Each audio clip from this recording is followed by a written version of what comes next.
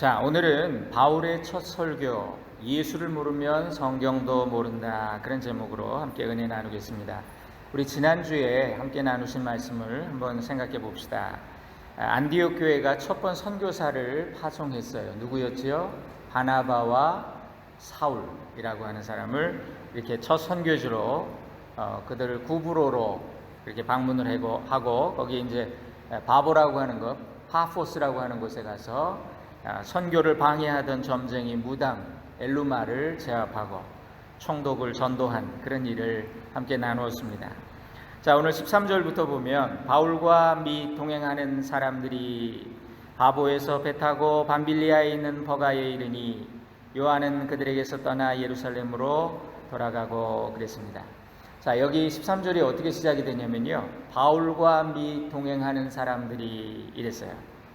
그러니까 안디옥 교회에서 처음 선교를 보낼 때는 그때만 해도 바나바와 사울 이렇게 표현했거든요. 근데 선교 사역이 시작되자마자 이 바울의 진가가 드러나기 시작합니다. 바울이 능력을 행하고 또 담대히 복음을 증거하니까 성령의 역사가 나타났어요. 그래서 박수 엘루마에게 귀신이 쫓겨나가고, 그러면서 자연히 이 바울이 두각을 나타내기 시작합니다. 그래서 여기서부터는 이 사울이라는 이름이 이제 사라지고요, 바울이 됩니다. 그리고 바나바와 사울 이렇게 했던 표현이 바울과 및 그와 함께한 사람들, 동행한 사람들 이렇게 표현이 바뀌는 거예요. 바울을 중심에 두고 이제 기록이 되고 있습니다. 여기서 우리가 주목하게 되는 게 하나 있어요. 바나바의 신앙 인격입니다. 여러분 한번 생각해 보세요. 이런 상황이 됐다면 보통은 상대방을 시기하겠죠. 굴러온 돌이 박힌 돌을 빼낸다느니, 아니 저 개구리 올챙이적 시절 생각 못한다느니 뭐 이런 말 하지 않겠어요? 아니 저 사울이 갑자기 왜 이렇게 잘하는 거야 이러면서 말이죠. 그러면서 그를 질투할 수도 있어요. 기분이 상하고 상처를 받을 수도 있어요. 그런데 이 바울이라고 하는 탁월한 전도자가 세워진 것은 바나바라고 하는 훌륭한 동역자가 있었기 때문이에요. 세례 요한이 예수님을 세웠지요. 그는 흥하여야겠고 나는 망하여야 하리라 이렇게 말했어요. 마찬가지로 바나바는 사울을 바울 되도록 세워준 거예요. 그를 세워서 초대교회에 능력 있는 선교를 가능하게 만든 자가 바나바다. 하나님 보시기에 어떨까요? 하나님이 보시기에 이 바나바를 얼마나 귀하게 보실까요? 바나바와 같은 자는 천국에서 큰 자로 인정받는 자입니다. 오늘도 하나님의 일을 위해 교회에 이런 바나바 같은 일꾼이 필요하죠. 제일 필요한 일꾼이에요. 앞으로 하나님이 우리 교회에도 좋은 일꾼들을 많이 보내주실 줄로 믿어요. 때가 되면. 그때 여러분 우리가 저 사람이 늦게 왔는데 저렇게 열심히 하고 직분도 올라가고 질투하는 마음이 날 수도 있어요. 그때 바나바를 생각합시다. 그들을 세워주고 그에게 가서 내가 못하는 일을 당신이 하네요. 그러면서 그를 세워줍시다. 격려해 줍시다. 바나바와 같은 일꾼이 될 때 우리는 하늘에서 더 큰 상을 받게 될 줄로 믿습니다. 자, 이후에 두 사람은 구브로 섬을 떠났어요. 이제 밤빌리아라고 하는 곳으로 갔습니다. 그 지역에 버가라고 하는 곳으로 갔는데요, 바울과 이 바나바의 선교 여행이 얼마나 터프했을까 한번 생각해 보세요. 도로도 잘 닦여지지 않은 그곳에 도보로 또 배편으로 우리가 배를 큰 유람선을 타도 멀미가 나는데 그 당시 배를 한번 타고 이렇게 먼 길 이동했다고 생각해 보세요. 밤빌리아의 버가라고 하는 것을 딱 갔는데 그들과 같이 수행했던 마가라고 하는 마가 요한이라고 하는 젊은이가 있었는데 이 마가가 예루살렘으로 돌아갔어요. 여기는 이유를 밝히지는 않았지만 15장에 보면 이런 얘기가 나와요. 이제 여행이 끝나고 돌아왔습니다. 그런데 두 번째 여행을 떠나려고 선교 여행을 가려고 그랬는데 바나바는 마가라 하는 요한도 데리고 가고자 하나 바울은 밤빌리아에서 자기들을 떠나 함께 일하러 가지 아니한 자를 데리고 가는 것이 옳지 않다. 그 사람 지난번에 포기하고 도중에 중도 포기하고 돌아가지 않았습니까? 안 됩니다. 그런 사람은 아직 헌신이 되지 않아서 안 됩니다. 바울은 그렇게 얘기하는 거예요. 바나바는 데리고 가자 그러고. 그래서 심히 서로 다투어 피차 갈라섰다 그렇게 나옵니다. 그걸 보니까 선교 도중에 이 마가라고 하는 젊은이가 힘드니까 사역을 포기하고 돌아간 것 같아요. 하지만 하나님께서는 그 모든 과정을 통해서도 선을 이루어 주세요. 의견의 차이가 있어서 서로가 다투었습니다. 그리고 갈라섰어요. 근데 그 일을 계기로 선교의 지경은 더 넓어지게 돼요. 바울과 바나바 한 팀으로 시작을 했는데 이제는 바나바와 마가가 한 팀이 되고 또 바울과 실라가 한 팀이 돼서 두 팀이 된 거예요. 그리고 마지막에 우리가 이제 성경을 통해서 알 수 있는 사실은 뭐냐면요, 마가가 그렇게 해서 한번 포기했던 그 젊은이 마가를 데리고 바나바가 갔다가 그 마가를 잘 또 세워주는 이 바나바가 그런 은사가 있나 봐요. 그래서 이 마가는 훌륭한 일꾼이 돼요. 나중에 마가복음을 기록하게 돼요. 그래서 바울도 나중에는 그를 다시 인정합니다. 로마 감옥에 있을 때 마가를 데려와라. 그가 나에게 유익한 자다. 이렇게 말하거든요. 그러니까 해피엔딩 스토리가 되는 거죠. 14절에 보니까 그들은 버가에서 더 나아가 비시디아 안디옥에 이르러 안식일에 회당에 들어가 앉으니라 그랬습니다. 자, 이제 버가라고 하는 곳에 더 나아가서 그 앞에 산이 있는데 한 5,000피트 높은 산입니다. 그 산을 넘어서 그 위로 한 60마일 더 떨어진 북쪽에 비시디아 안디옥이라는 곳이 있어요. 그러니까 성경에 우리가 안디옥 그러면은 좀 헷갈리잖아요. 두 군데예요. 안디옥 교회가 있던 안디옥이 있고 비시디아 안디옥이 있어요. 이렇게 여러분들 편에서 보시면 이스라엘이 여기 있다 그러면 수리아 안디옥 교회가 있는 곳은 북쪽 시리아 쪽에 있고요. 오늘날 터키 영토입니다. 둘 다. 이쪽 비시디아 안디옥은 서쪽에 터키 중앙 쪽에 있는 해안 쪽으로 있는 그런 비시디아 안디옥이라는 곳에 간 거예요. 여러분, 우리가 실제로 성지 순례를 가보면 어쩌면 이렇게 이 먼 거리를 도보와 또 배를 타고 이동하는 그 사도 바울이 얼마나 어려운 전도 여행을 했을까, 그걸 깨달으면서 감격을 하게 돼요. 거기서 안식일에 회당에 들어갔습니다. 유대인들이 거기서도 모여가지고 회당을 만들고 예식을 하면서 예배를 드리고 있는 거예요. 15절에 율법과 선지자의 글을 읽은 후에 그랬는데, 그러니까 당시에 회당 예배는 어떻게 진행이 되냐면요, 오늘날로 이제 이렇게 바꿔 말하면 처음에 예배를 시작할 때 모여가지고 신앙 고백을 먼저 합니다. 이스라엘의 신주가 있지요. 쉐마라고 그럽니다. 신명기에 나오는데 이스라엘아 들으라 그러면서 너는 하나님 사랑하라고 하는 그걸 이제 낭독하면서 예배가 시작이 되는 거예요. 그 후에 이제 시편을 읽고요, 또 예언서를 읽고요, 거기에 나오는 기도문을 그렇게 낭송하는 순서가 있습니다. 그 다음에 이제 오늘의 성경 본문을 낭독하고 통역을 합니다. 성경 낭독을 할 때는 율법과 예언서를 최소한 3절씩 낭독하고 통역자가 옆에서 한 사람은 헬라어로, 한 사람은 아람어로 이렇게 통역을 하는 거예요. 그 다음에 이제 설교와 교훈의 순서가 있습니다. 보통 설교는 랍비들이 해요. 근데 지나가는 방문객 중에 훌륭한 랍비가 있거나 그러면 초청해서 설교를 듣기도 합니다. 바울도 이렇게 부탁을 받고 설교를 여기서 하게 돼요. 그리고 이 예배의 마지막은 축도로 끝납니다. 축도, 이 초대교회 축도는 주로 뭐였냐면 민수기 6장 구약의 전통에 따라서 여호와는 내게 복을 주시고 여호와는 너를 지키시기 원하며 여호와는 그의 얼굴을 내게로 비치사 은혜 베푸시기를 원하며 여호와는 그 얼굴을 내게로 향하여 드사 평강 주시기를 원하노라 하는 그 제사장의 축복을 하게 됩니다.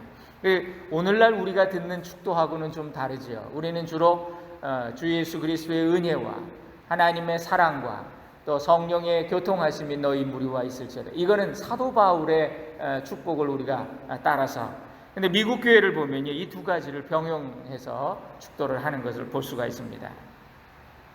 자, 15절에 보니까요, 회당장들이 사람을 보내어 물어 이르되 형제들아 만일 백성을 권할 말이 있거든 말하라 하니. 그러니까 바울이 이 마을에 왔다는, 바나바가 이 마을에 왔다는 그 소식을 듣고 이 회당 예배에서 회당장들이 특별히 요청을 하는 거예요. 그래서 바울이 비로소 회중을 상대로 첫 번 설교를 하게 돼요. 이 설교가 왜 중요하냐? 이후에 바울이 선교하면서 사람들을 가르친 바울 신학의 핵심이 여기 담겨져 있기 때문이에요.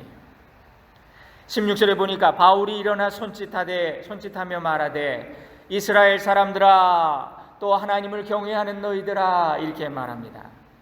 여기 모인 무리가 대부분 율법에 익숙한 유대인들이었다는 거예요. 또 한 그룹은 이방인인데 유대교로 개종한 그 하나님을 경외하는 사람들, 영어로는 God fearers 이렇게 되어 있어요. 하나님을 두려워하고 경외하는 사람들, 그런 무리들이 이제 그 회당에 모여 있는 거예요. 그래서 그들 앞에 구약을 요약하면서 바울이 설교를 시작합니다. 베드로와 스데반의 설교하고도 아주 내용적으로 동일해요. 여호와 하나님이 이스라엘 백성 애굽 땅 종되었던 그 백성을 건져내셨다. 가나안 땅을 주셨고 거기에 왕국을 세우셔서 다윗이라고 하는 위대한 지도자를 세워주셔서 그리고 그의 후손을 통해서 이스라엘의 구주를 보내실 것이라는 약속을 해주셨다. 그런데 그 약속이 예수님을 통해 이루어졌다. 여러분, 바울은 처음에 자연스럽게 이 구약의 내용에 익숙한 유대인들한테 설명해 주는 거예요. 이 전이해를 가지고 복음을 전한 거예요. 동족에 대한 애정도 있었겠죠. 어떻게든 유대인들이 먼저 믿었으면 좋겠다. 그런데 대부분의 유대인들은 그 설교를 듣고 반응이 신통치가 않았습니다. 심지어 나중에 보면 그의 전도를 거부하고 방해하고 바울을 핍박하고, 그래서 나중에 이렇게 말해요. 너희들이 거부하니까 우리는 이방인들에게로 가겠다. 그러면서 이방인들을 향한 선교에 이제 전념하게 되는 거예요. 여러분, 이 바울의 예를 통해서 우리가 알 수 있듯이 오늘날도 하나님께서 사역자들을 쓰시는데요, 그들의 배경과 그들의 재능과 또 그들의 개인의 성향까지 다 고려하셔서 하나님이 사용하시는 것을 볼 수가 있습니다. 자기한테 맞는 전도자가 있어요. 설교자가 있어요. 한국교회도 옥하는 목사님이 있고 조용기 목사님이 있는데 이 두 분은 비교해 보면은 신학적으로나 또 무슨 설교에 있어서 서로 너무 스타일이나 모든 게 다 달라요. 그러나 그 두 분을 통해서도 이쪽에서도 은혜 받는 사람이 있고 이쪽에서도 구원받은 열매가 있다는 거예요. 어떤 이는 지식인들에게 갑니다. 어떤 이들은 민중들에게 더 잘 맞습니다. 어떤 이는 어떤 특수한 분야에서 자신의 달란트를 가지고 은사대로 쓰임을 받는다는 거예요. 제가 함께 교제하는 LA 샬롬 장애인 선교회 박모세 목사님이 계시는데요, 그분은 젊어서 아내가 교통사고로 전신마비가 됐어요. 휠체어에서 평생을 그렇게 사세요. 근데 자신이 겪은 인생의 그 경험이 오늘 자기를 만들었다고 그렇게 고백을 합니다. 하나님이 아내의 사고라고 하는 그 어려움을 자기에게 주시지 않았더라면 자기는 오늘날 사역자가 될 리도 없었고, 또 지금처럼 수많은 장애인들을 섬기고 어려운 나라의 저 제3세계 아프리카에 두 컨테이너 휠체어를 채워서 장애인 용품을 채워서 거기다 보내주는 그런 큰 사역을 하고 계세요. 이런 기적적인 일을 자기는 그 아내의 아픔, 그런 거를 경험하지 못했다면 나는 할 수 없었을 거라고 그렇게 간증을 합니다. 여기 보면 바울은 이방인 선교를 위해 하나님이 맞춤으로 준비하신 그런 일꾼이었던 것이요. 자, 바울의 설교는요, 구약의 역사를 쫙 정리하면서 하나님이 그 백성들을 이끌어 주신, 당신이 주도하시면서 그들에게 은혜를 베풀어 주신 거, 이거를 역설해요. 이렇게 도입부를 시작하는 건 뭐냐면 이 모두가 어디를 향하고 있다는 거예요. 예수 그리스도를 향하고 있는 것이다. 예수가 어디 갑자기 떨어진 인물이 아니다. 하나님이 구약시대부터 이스라엘의 구원을 위해서 준비하시는 과정 중에 수많은 선지자들이 예언했던 그분이 바로 예수 그리스도시다. 그걸 설명한 거예요.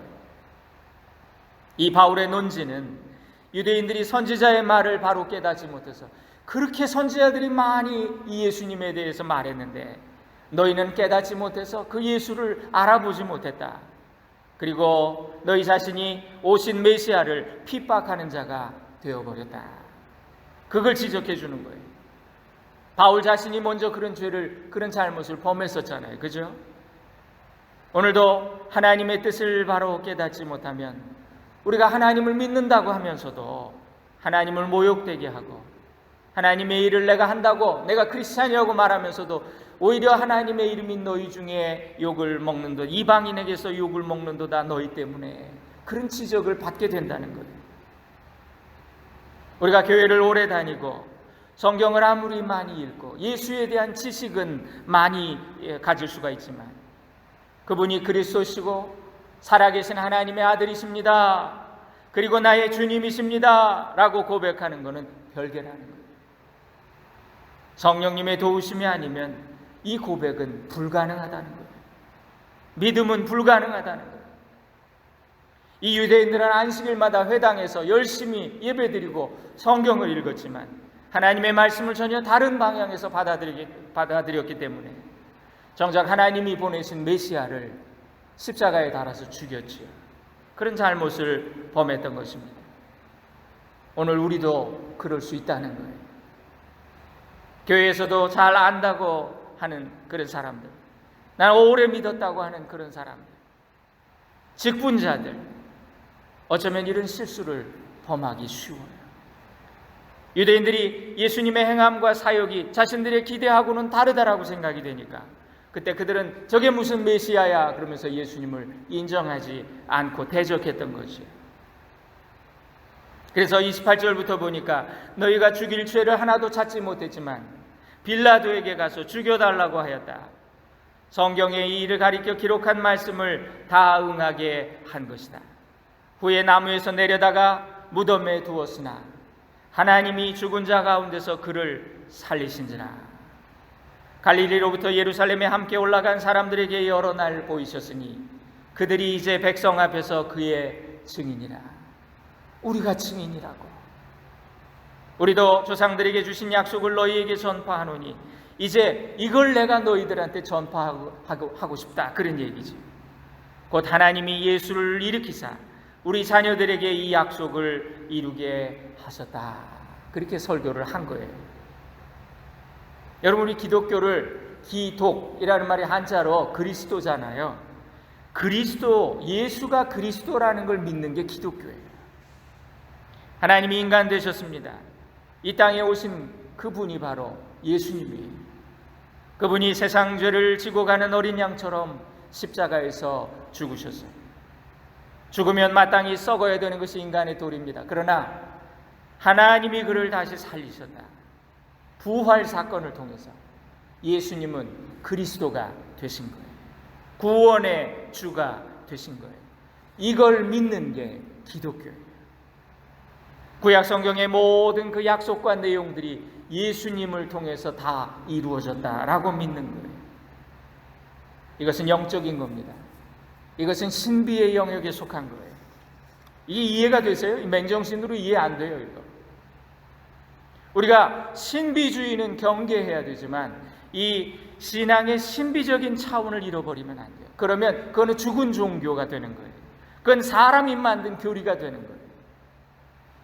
이 기독교는 처음부터 신비하게 시작이 됐어요. 어떻게 하나님이 인간이 됩니까? 그분이 십자가에 달려서 죽었대요. 그리스도가 부활하셨대요. 이거는 정말 우리가 이성적으로 이해할 수 없는 일이죠. 이 증언에서부터 시작된 종교가 기독교다. 예수님은 하나님의 유전자를 받은 완전한 사람이면서 동시에 완전한 신이셨어요. 죄 없는 최초의 유일의 인간. 인류 역사상 이런 사람은 오직 예수님 뿐이셨어요. 이것이 그리스도의 유일성입니다. 그래서 구세주는 오직 한 분 예수 그리스도라고 우리가 고백하는 거예요. 이 기독교의 유니크네스예요. 기독교의 진리인 복음은 성령의 도움이 없으면 이거 절대 받아들일 수도 없고, 이건 무슨 지적인 이해만으로 받아들일 수 있는 게 절대 아니에요. 요한복음 16장에 성령이 아니고는 죄를 깨달을 수도 없고, 뭐 우리가 다 죄인이지요, 뭐 이렇게 말하는 차원하고 다른 거라는 거예요. 성령이 아니면 우리가 죄를 깨달을 수 없고 고린도전서 12장에는 성령으로 아니하고는 누구든지 예수를 주시라 할 수 없느니라. 주님은 나의 주인이십니다. 예수님 주님은 나의 주인이십니다 라고 고백할 수 없다는 거예요. 성령이 아니고서는. 오늘날 서구의 기독교는 이성주의와 합리주의 세계관의 영향을 지나치게 받아서 이 성경의 진술들을 말이죠, 이건 너무 미신적이야, 이거 다 전근대적이야, 그러니까 종교적인 영성이 자꾸 약해지는 거예요.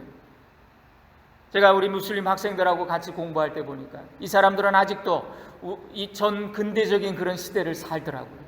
그러니까 이 코란이라고 하는 건 떨어진 하나님의 말씀이고 하나님 자체라고 생각해가지고 절대 이걸 말이죠, 허리 밑으로 들지도 않고 뒤집어 놓지도 않고 다른 책 밑에다 깔아 놓지도 않고 이걸 읽을 때마다, 그리고 무함마드의 이름이 나올 때마다 고백을 하고 말이죠. 그들에게도 배울 걸 배워야 되는데 그런 생각을 하게 됐어요. 여러분, 그래서 서구 개신교가 점점 줄어들고 겨우 명맥만 유지하게 됐을 때, 저 남미에서, 아프리카에서, 아시아에서 오순절 운동이라고 하는 성령 운동이 일어나가지고 이제는 가톨릭을 제외하고 전 세계 기독교의 가장 큰 교파를 이루게 됐어요. 성령의 역사라는 거예요. 전도는 성령의 역사다. 이렇게 하나님은 인류의 모든 죄를 예수 그리스도에게 담당시키셨어요. 이것이 그분이 오신 목적이에요. 그래서 바울은 로마서에서, 우리가 로마서 같이 묵상했었습니다. 로마서에 보면은 이 바울 신학의 핵심이 나와 있어요. 로마서 5장에 보면 이렇게 말씀합니다. 그러므로 한 사람으로 말미암아 죄가 세상에 들어왔고 또 그 죄로 말미암아 죽음이 들어온 것과 같이 모든 사람이 죄를 지었기 때문에 죽음이 모든 사람에게 이르게 되었습니다. 율법이 있기 전에도 죄가 세상에 있었지만 율법이 없을 때에는 죄가 죄로 여겨지지 않았습니다. 그러나 아담 시대로부터 모세 시대에 이르기까지 아담의 범죄와 같은 죄를 짓지 않던 사람들까지도 죽음의 지배를 받았습니다. 아담은 장차 오실 분의 모형이었습니다. 그러나 하나님께서 은혜를 베푸실 때에 생긴 일은 아담 한 사람이 범죄했을 때에 생긴 일과 같지 않습니다. 한 사람의 범죄로 많은 사람이 죽었으나 하나님의 은혜와 예수 그리스도 한 사람의 은혜로 말미암은 선물은 많은 사람에게 더욱더 넘쳐나게 되었습니다. 이렇게 쓰고 있습니다. 이렇게 예수 그리스도는 새로운 존재, 뉴 빙, 둘째 아담으로 완성된 인간의 표본으로 또 구세주로 우리 가운데 오신 거지요. 성경이 전하는 복음의 메시지는 이것입니다. 너희 죄인들아 들으라. 너희가 모든 죄를 사함받고 영생을 얻어 천국에 이르기를 원하느냐. 그렇다면 그리스도가 너의 죄를 대신 지고 십자가에 못 박혀서 고통당하고 죽어 너의 죄값을 다 치렀다는 것, 죄와 사망의 권세, 그 어둠의 사슬을 끊어버렸음을 그대로 믿고 받아들여라. 회개하라. 그리고 예수를 향해 당신만이 나의 구주요 구원의 주님이 되신다고 진실하게 고백하라. 그러면 즉시로 그리스도의 대속적인 희생이 너에게 적용이 돼서 너의 죄는 사함을 받고 너는 이제 의롭다고 인정을 받게 될 것이다. 다시는 마귀의 자식이 아니라 하나님의 자녀가 돼서 멸망하지 않고 천국에 이르게 되리라. 여러분, 이것이 성경을 통해 계시된 하나님의 약속이지요. 그래서 우리가 이걸 복음, 굿뉴스라고, 복음이라고 말합니다. 하나님이 세상을 이처럼 사랑하사 독생자를 주셨으니 이는 저를 믿는 자마다 멸망하지 않고 영생을 얻게 하려 하심이니라. 그러면서 사도 바울은요, 설교를 이렇게 마무리합니다. 40절입니다. 그런즉 너희는 선지자들을 통하여 말씀하신 것이 너희에게 미칠까 삼가라. 일러스되 보라, 멸시하는 사람들아 너희는 놀라고 멸망하라. 내가 너희 때를 당하여 한 일을 행할 것이니 사람들이 너희에게 알려줄지라도 도무지 믿지 못할 일이라 하였느니라. 이 말씀은 하박국서에 나오는 말씀을 인용한 거예요. 여호와께서 이르시되 너희는 여러 나라를 보고 또 보고 놀라고 또 놀랄지어다. 너희의 생전에 내가 한 가지 일을 행할 것이라 누가 너희에게 말할지라도 너희가 믿지 아니하리라. 하박국 1장 5절 말씀을 인용하면서 이 비시디아 안디옥에 있는 사람들에게 회개를 촉구한 거죠. 여러분, 바울의 신학이 이 설교에 담겨져 있어요. 특히 구약 하박국을 인용해서 경고하면서 이 설교를 마무리합니다. 회개하라고. 이스라엘이 회개하지 않은 것처럼 느부갓네살이 이제 침략해서 큰 고통을 당할 것이라고 선지자들이 그렇게 경고를 했는데 깨닫지 못하고 이스라엘이 회개하지 않아서 그 일이 이루어졌던 것처럼 너희는 기억하고 삼가라 그러면서 회개를 촉구하는 거예요. 구원의 초청 메시지로 사용한 거예요.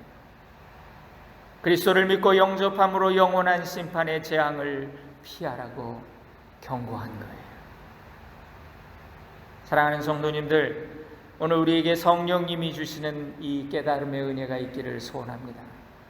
정말 이런 얘기들이요, 그냥 은혜가 없을 때는요, 그냥 스치고 자꾸 이쪽 귀로 들어갔다 이쪽 귀로 나와요. 뭔 얘긴지 뭐 맨날 하는 소린데 그러면서 지나치다가 어느 날 때가 되면 말씀이 내 속에 와서 박히고 그것이 구원의 역사를 일으킬 것입니다. 말씀을 듣고 깨닫는 자는 회개할 것입니다. 누구든지 죄를 깨닫고 회개하는 자는 성령을 선물로 주신다 그랬어요. 성령이 아니시면 누구든지 예수님을 주님이라고 시인할 수 없다 그랬는데, 여러분, 그 말씀처럼 성령님께서 우리를 사로잡아서 그리스도의 십자가 앞에 복종케 하시는 이 구원의 은혜가 저와 여러분들에게 임할 수 있기를 주님의 이름으로 축원드립니다. 기도하겠습니다. 사랑하는 주님, 바울과 같은 전도자를 보내주신 주님 감사합니다. 죄사함과 영생의 비밀을 알려주신 성령님 감사합니다. 듣고 깨달아 회개하고 진리 안에 거하는 구원의 백성 다 되게 하옵소서. 예수님의 이름으로 기도 올립니다. 아멘.